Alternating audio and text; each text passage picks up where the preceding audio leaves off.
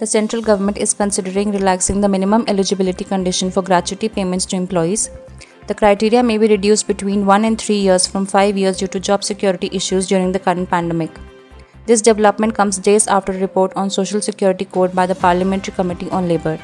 The report recommended that the eligibility period for gratuity payable to an employee on termination of his employment should be cut down to 1 year from the current norm of 5 years.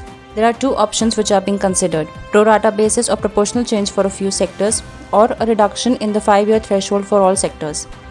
Demand for the second option has more takers in the normal discourse with experts and economists.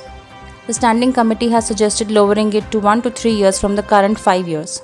Meanwhile, the Parliamentary Committee report had also highlighted the concern that the threshold limit of 20 or more employees for Employees Provident Fund Organisation registration can be used by the employers to exclude themselves from the EPFO coverage.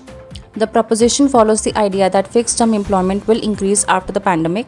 The Industrial Relations Code has also favoured fixed-term employment, stating that job creation is more important than job protection. The gratuity amount is received by a person only if he has completed a minimum of 5 years of continuous service with an organization.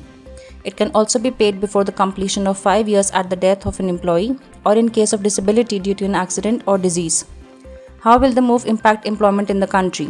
What are the long-term financial implications of lowering gratuity threshold?